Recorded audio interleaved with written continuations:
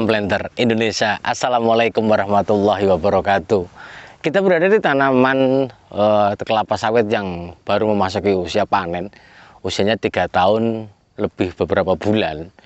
Dimana bahwa tanaman ini dulunya memang penuh dengan kacangan, jadi memang kondisinya seperti ini baru dibersihkan.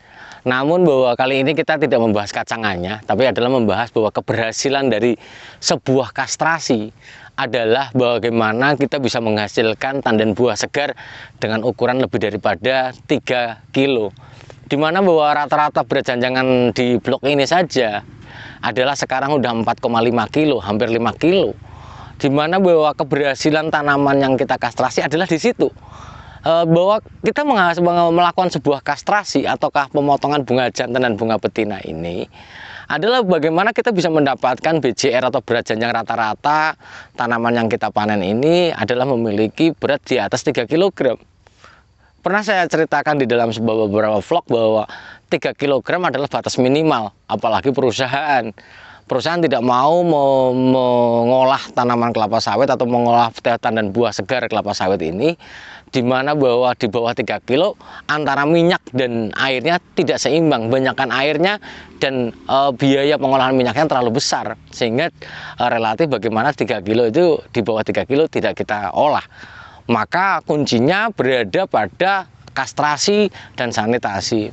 Mungkin kalau di dalam pokok ini agak sedikit sedikit gondrong, karena di sini memiliki prinsip bahwa penunasan pelepah ini akan dilaksanakan pada usia di atas 5 tahun, usia 3 sampai 5 tahun, tapi rata-rata kita laksanakan 5 tahun.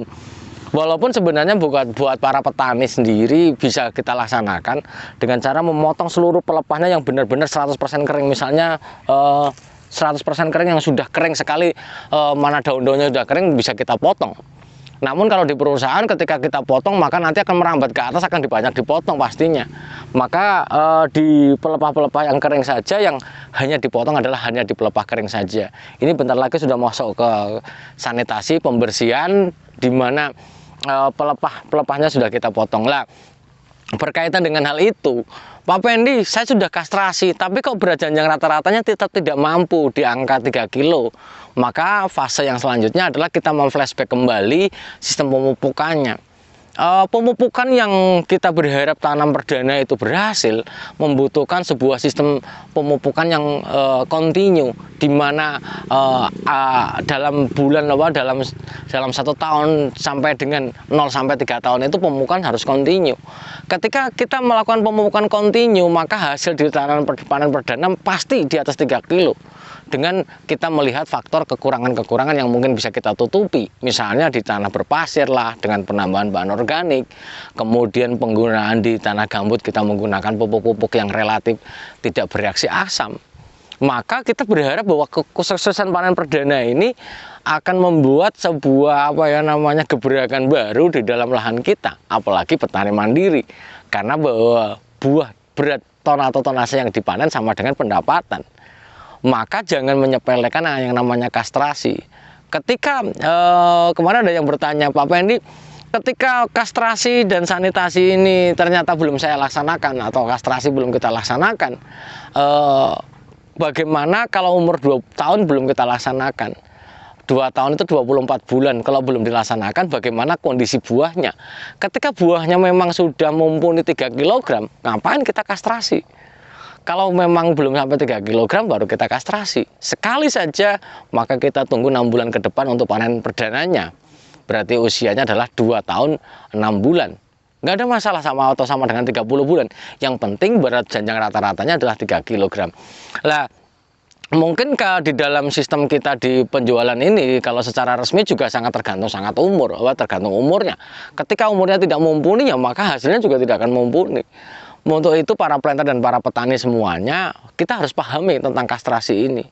Dan salah satu faktor penentu di panen perdana adalah metode dari kastrasi sendiri. Kastrasi, ingat baik-baik bahwa setelah umur yang normal ya, bahwa setelah umur 15 bulan setelah tanam, kastrasi hanya dilaksanakan pada bunga betinanya saja. Bunga jantannya ditinggal supaya untuk menarik Elaisdibius camerunicus untuk membantu kita di lahan kita untuk melakukan penyerbukan secara dibantu dengan serangga penyerbuk yaitu Elaisdibius camerunicus. Jangan dipotong semuanya. Kurangi penggunaan herbisida yang berkaitan sampai ke tengah-tengah sini.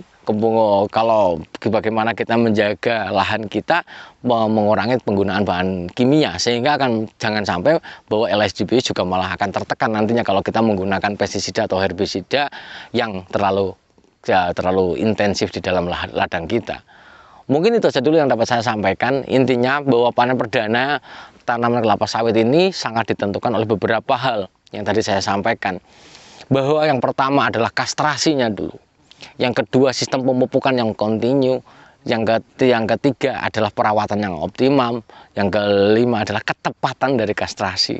Ketepatan dari kastrasi, metode kastrasi yang bagus akan menentukan produksi di panen perdana tanaman kelapa sawit kita. Terima kasih. Semoga Allah memberikan saya Anda kesehatan dan kebahagiaan tanpa syarat dan rezeki yang tidak disangka-sangka. Terima kasih. Salam Planter Indonesia. Assalamualaikum warahmatullahi wabarakatuh.